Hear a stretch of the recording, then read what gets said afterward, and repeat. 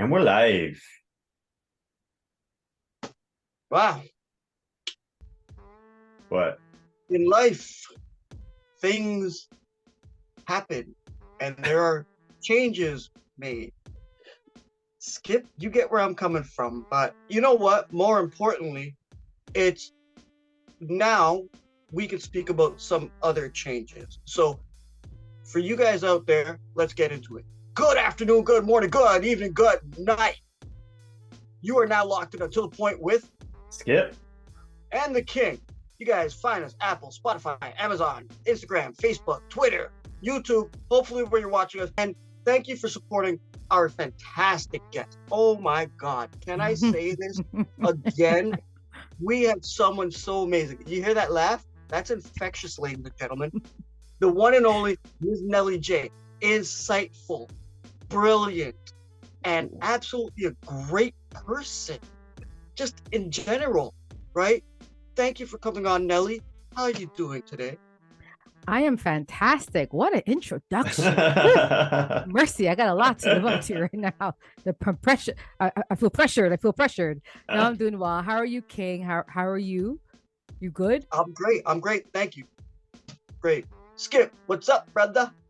I sprained my foot playing pickup, but other than that, I'm good. Oh, man.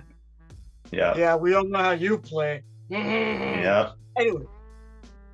Anyway, but you know, things come to an end. All great things come to an end, and there needs to be changes in order to keep the progression going on, which we will allude to. You guys will probably see this in a little week or two, but not this video. But now, speaking of changes, Nelly, I would like to ask you. We have seen a dismal season from the Toronto Raptors. Very unexpected, lower than our expectations. Dismal's harsh, but go on. Well, I predicted them at fourth at the beginning of the season. I got you. Go on. Right? So to me, it kind of hurt, and I'm not a Raptors fan. We all know this. But there were some issues that went on over the course of the season, and I believe there are some areas that need to be addressed in order to pick the Raptors back up, especially with this young core and this new team and this whole Vision 6-9 idea, right? And especially with Coach, I'm not even into that yet. But based on what you've seen so far from the season, what areas do you think the Raptors need to address? That's a great, I mean, if you're a Raptor fan, first of all, great question. I just so you guys know, for those listening, watching, I actually had Raptors at 6-9 this season. And it wasn't because I didn't believe in the team. It's because a couple of teams got better. Brenston going to the Knicks, hiccup. Mitchell going to the Cavs, hiccup. So I did think those two teams would have moved up, hence why we would have been in that 6th spot. And Atlanta Hawks picked up DeJounte Murray. All three teams, guys, picked up scorers, shooters, and guys who don't need, who can score on or off the ball and are impactful offensively. We picked up Otto Porter. There's levels to this. So that's why I had Toronto moving down a little bit in the 6th to 9th. Not because I didn't believe in the team. It's just that, you know, DeJounte Murray, like Brunson, Donovan Mitchell, and Otto Porter, not the same. So for me, I don't think it was a disappointing season relative to the Eastern Conference getting better. However, I just think our major issue, and I'm watching y'all, you know, I'm looking at a lot of the games happening today. Shooting in the NBA matters.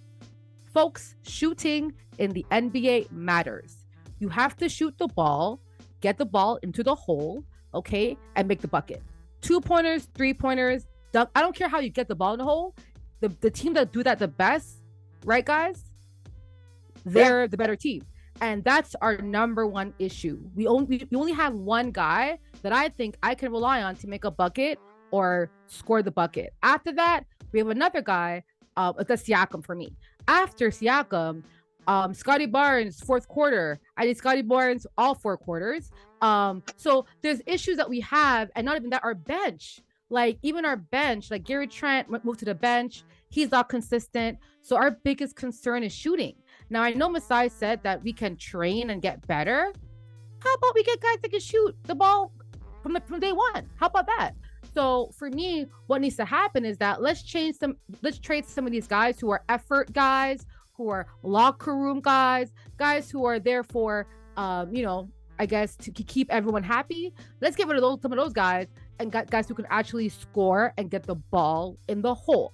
That's my number one priority. If I'm Masai, I'm looking at scores, I'm looking at shooters, I'm looking at guys who can shoot the ball or can create their own shot without relying on a point guard. Because right now we don't got one. That's my thoughts for now. Ladies and gentlemen, All right, spicy. that's what she said. Get the ball in the hole. That's a whole other joke right there. Right? Skip. What areas do you think the Raptors need to address? Do you think it might be something involved with the possible salary with the current players they have on this roster? Because Nelly just said, like they might have to trade out some guys and get rid of some guys. Mm-hmm. What are your thoughts on that based on what we've spoken about earlier with the salary cap? Well, I mean, I don't disagree with her point that it would be great to add shooting. The problem is once you look at the salary cap sheet, there's not a lot of ways to do that without moving shooting out. I think you made a really good point there in terms of the Raptors falling off. You kind of got to remember, in professional sports, if you're not getting better, you're almost automatically getting worse because everyone else is always trying to get better. Everyone's trying to improve. So the Raptors have this run it back, stand still mentality, build on what we got. And it's like, yeah, you're just as good as you were last year, but everyone else caught up to you. Everyone else passed you. And that's just something that happens in professional sports if you don't go out and you make those improvements. But now you're looking at the salary cap situation and you're like, okay, you've got vanvleet free agent, you got Trent free agent, you got Poeltl free agent. Now, I think if the Raptors really, really believe in this group, you would want to bring back all three. But bring back all three, you're going to push yourself into luxury tax. That's tough when you're 41-41, right? And like I just said, you bring back all three, it's a standstill move. Everyone else continues to get better. Maybe next year you don't even make 41 wins. Maybe you end up with 38 wins. I don't specifically think that's how it would play out, but like that's an example of like, okay, if you run it back, you're just running back the same team with the same problems. But then you look at, okay, so what do they do if they don't bring all three back? Say they bring two back. Say they bring Yak and Gary back, or they bring Yak and Freddie back. Now you're missing right there. You're missing one of your best three shooters already on a team you can't shoot from 3-point specifically, but overall, just put the ball in the hole. So that's where like you look at this team, and everyone's really frustrated after this season, and a lot of people are saying blow it up, like let's go make big moves. Let's go change the dynamic of this team. But there's not a lot of ways to do that, right? Because you're basically any move you make kind of gets you a little bit worse. And keep in mind, they gave up next year's first round pick in that trade for Poeltl. So you don't want to be out here making rebuilding moves, making massive trading major pieces to get back a few draft picks, because next year you don't want to be bad, because that's even worse than you're giving up the pick and you're bad. So they're kind of stuck, right? They kind of do have to run it back, even though we want them to go out and get shooting. It's like, how do you make that happen? How do you put contracts together? I mean, there's certain ways you can, like maybe you let Fred go, and you maybe that gives you enough salary flexibility to throw Thad Young's contract in with Otto Porter's contract to go out and get like a slightly better shooter. But even then, you're kind of like, who wants those two guys? You're throwing those two guys in a salary dump, then you're gonna have to give assets. So it gets really messy this offseason in terms of actually making upgrades to the roster. There are ways to do it, but by and large, I think we're probably going to see the same team come back next year, and honestly, probably the same coach. As much as people are frustrated, as much as people want that to change, I don't see the scenarios coming together in the way that maybe it's easy to say, oh, make changes. It's harder to actually go out and make those changes. May I weigh in here based on what you just said? I feel sad. May I just weigh in here, please? Yeah. Okay. Coaching, that, honestly, in my opinion, should be the only change. Nothing against Nick Nurse. Got nothing but love for him. He brought the chip here to our city. We were all at the parade. We know what it was. Felt that energy, the love in the city. But right now, I think here's what I'm going to say. Let me preface this by saying Masai and Bobby have a vision. They have an idea. They want to install certain players onto the team and utilize their talent and their skills. I'm not saying any of the people on the bench, the players on the bench, are not skilled because they're in the NBA and we ain't, right?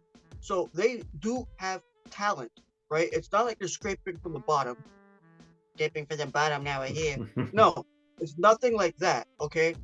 I think they have an idea, but I don't think Nick Nurse is too compliant with it. I think he's become complacent in his own stubbornness. And we spoke about this before, Skip.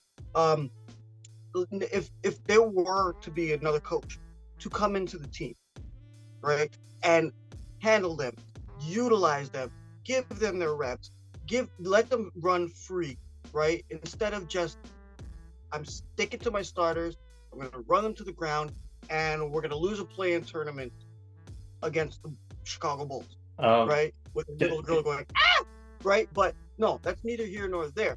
I think that that's where the change should be. Like you just said, Skip, about running it back, right? Which would probably be their most likely option, which I agree with.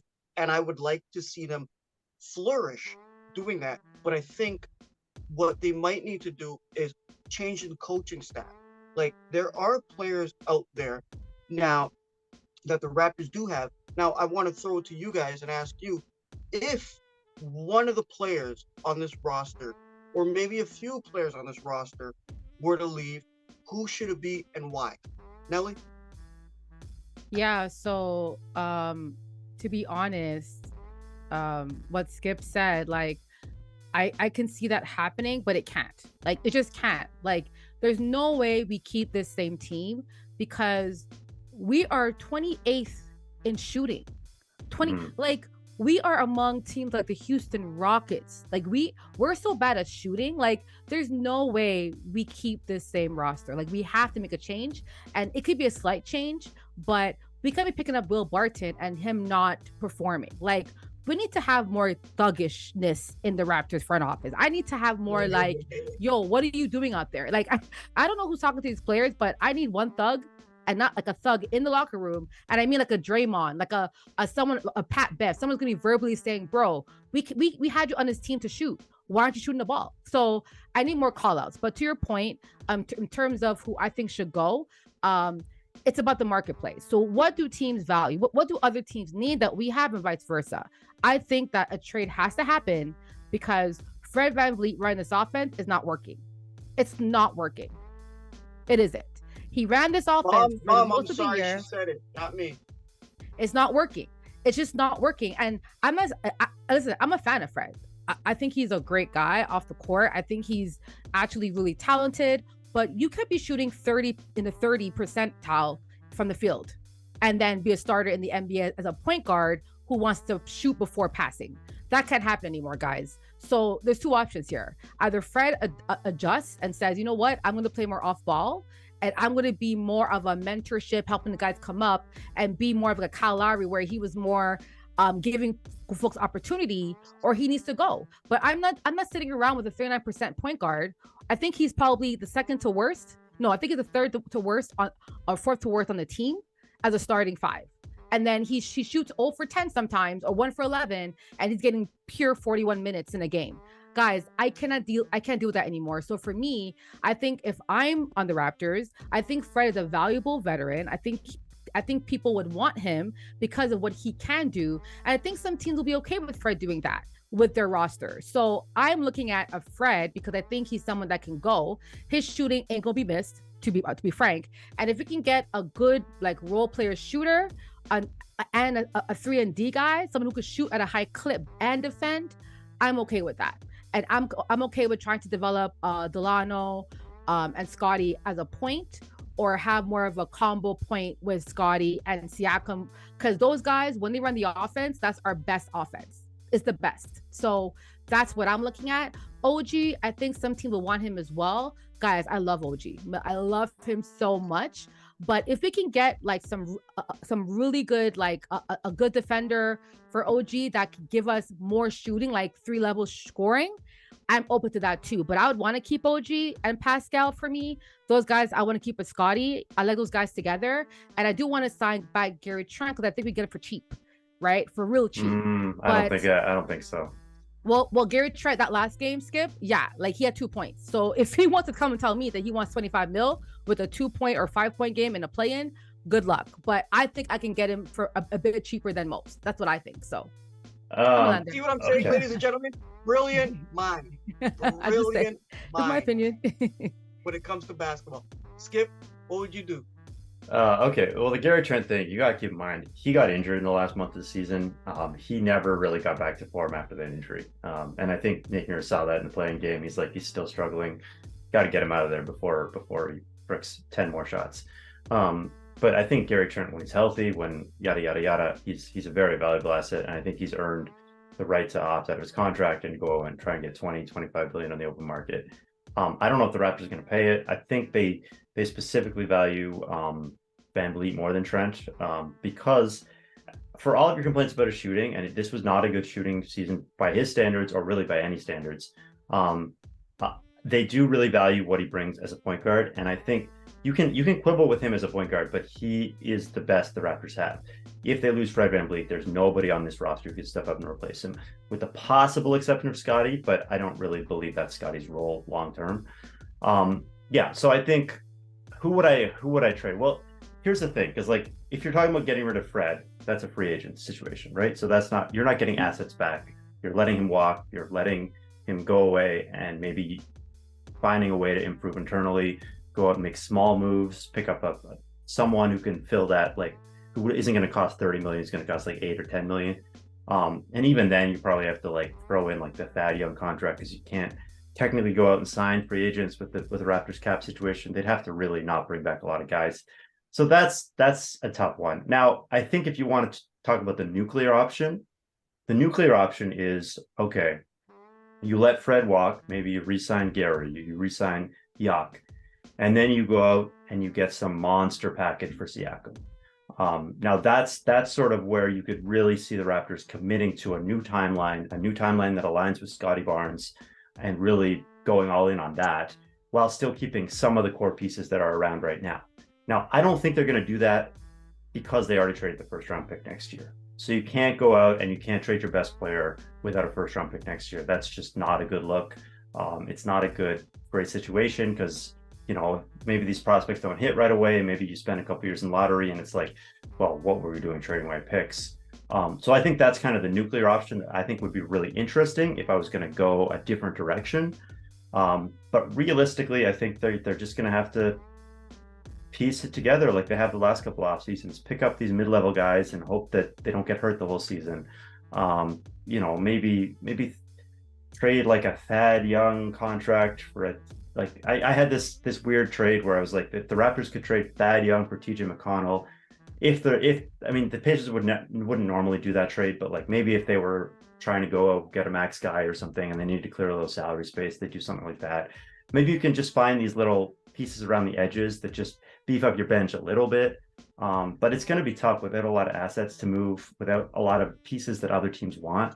That Otto Porter Jr. contract is a mini albatross. It's very small, but nobody wants it. Thad Young, they're probably going to end up waiving Thad unless they can find one of these salary dump moves. I just don't see a lot of assets, a lot of ways that they can go out and improve the roster this offseason, unfortunately. I think, honestly, I don't really see any players, like you said, assets, which is what they're called in the league, I guess, back on the plantation, wade in the water, but it's what do they have to really offer a team? They can offer guys, all these guys have different skill sets, but what do they need to bring in to actually address where they're lacking overall, right? It's when you stop and think about it, what players, okay, you get rid of Freddie, like Nelly said, chucking up shots. Okay, now you get somebody who's a sniper, right? For a cheaper price, and move Scotty up into that point guard position, right? The failed experiment basically with Will Barton. right? Maybe you can develop a Jeff Doughton. Maybe you can give Malachi the reins for a little bit. It's like it depends on which angle they go, and that's why I said originally before I posed the question to you guys about the coaching. It's like, what angle do you want to go? Because when I used to coach, I used to be like, okay, you got this style, I'm bringing you in on this time. You got this style, I'm bringing you here. Here's what you're gonna do. Trust me, follow it. And in the leagues I've played / coached in, we've won all the championship, right? Due to that. So can I say one thing, Brian? I'm gonna jump in here. Yeah, go ahead. The floor is yours. Guys, we don't have much time, so skip. I'm gonna add something after that. Who I think they should go after. Go ahead. The one guy I think if you're talking about trading any of the 5 starters or moving or letting them walk, you're talking about taking a lot away from the team as you do that. I think the one guy that might be kind of interesting in sort of a move to beef up the shooting or to improve the bench would be, is there a trade where a Chris Boucher trade, is there a scenario where a Chris Boucher trade makes sense, where a team is really looking for what he brings to the table, which does have value. I know people are mad at him. He sometimes gets benched and stuff, but he is a valuable asset as a rebounder, as kind of this useful kind of power forward wing type player who's all over the place. So he does have some value in the league. I don't know if his value is exactly even with his contract. I don't know what other teams look at him, but I think that's sort of a situation where maybe if you really, really, really want to go out and get a 40% shooter, maybe there's a team out there that's like, maybe they've got a 40% shooter who doesn't play a lot of defense and they're interested in getting some more rebounding. Maybe you can work out something there.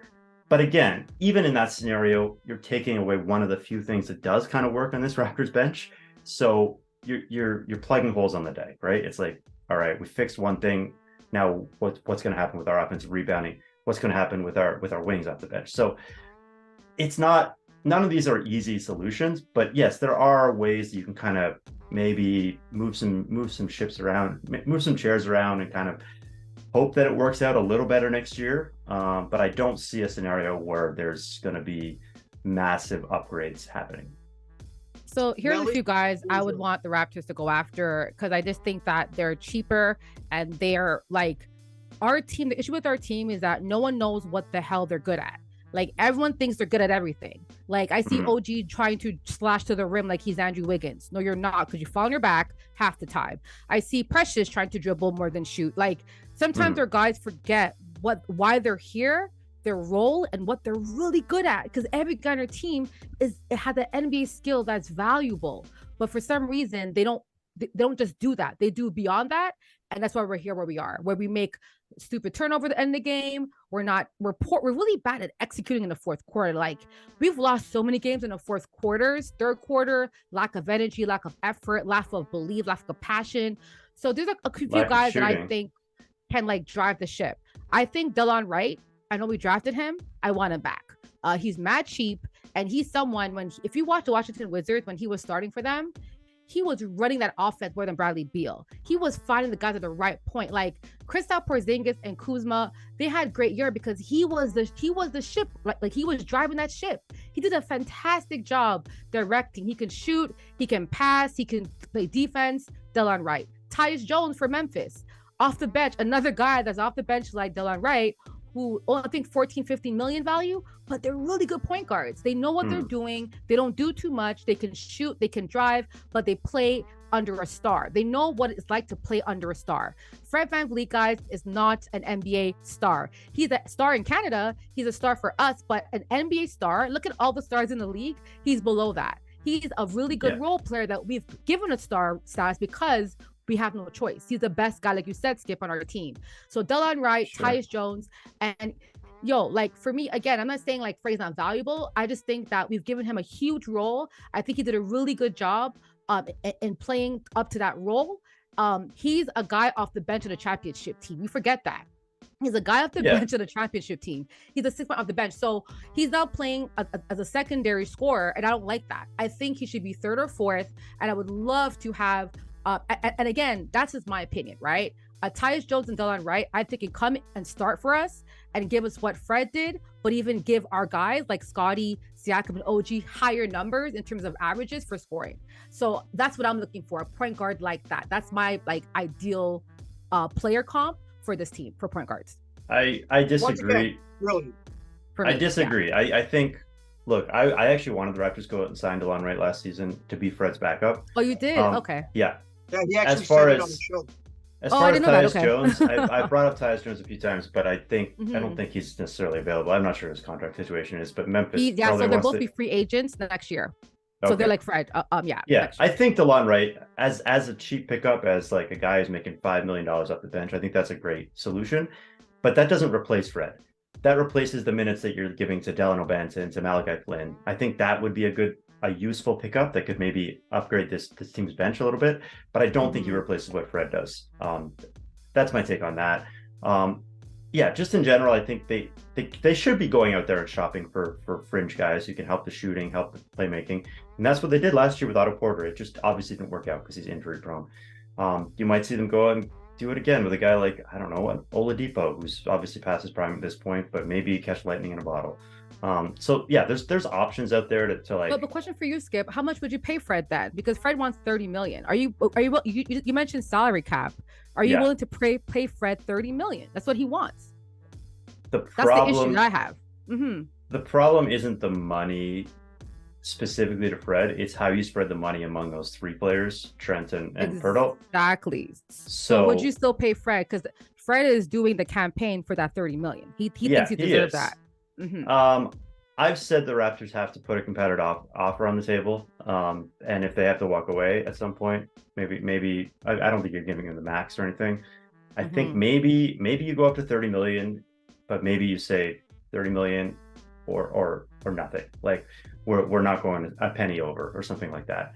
I don't know what that exact cutoff point is, and I think there's some issues with Fred just in terms of his age. I've already brought this up on previous episodes. Injuries. But he's got a lot of injuries. He's 28. He's a short point guard. Short point guards don't usually age super well.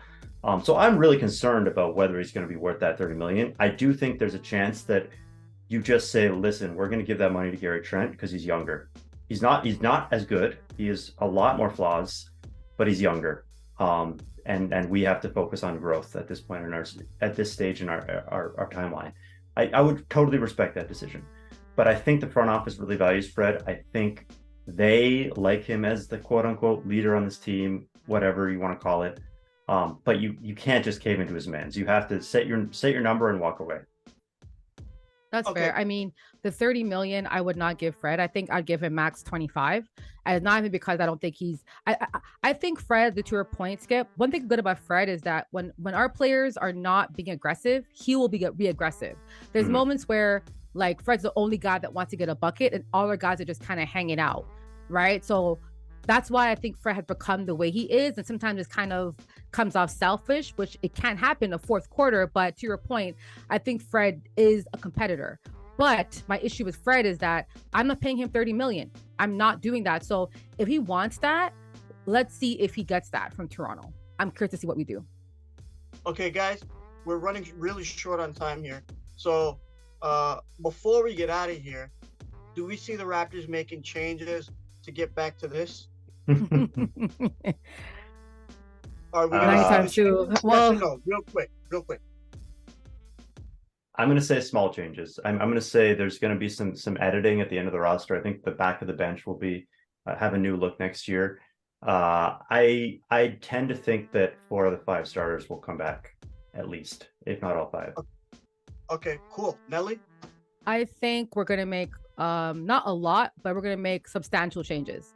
I think our starters will not be the same next season. I think our coach, if he does return, I think he probably will get a different coaching staff, like assistant coach that can come in with a specific skill set to help our offense, because that's been our biggest challenge. Our offense has been terrible.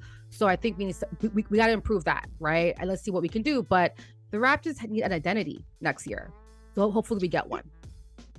Nelly, thank you again for coming on. The pleasure is completely ours. Skip, you already know what it is, brother. Yeah. We'll talk later. So on behalf of myself, the one and only, the queen, Ms. Nelly J, and that guy, Simon Broder at Dougie J's. Go get at him on Twitter because it's baseball season. He's actually missing the game right now just to talk to us. Yeah. Okay, so give him some flowers. Okay, and myself at King Hussein. You guys know what to do. Good afternoon, good morning, good evening, good night, and peace.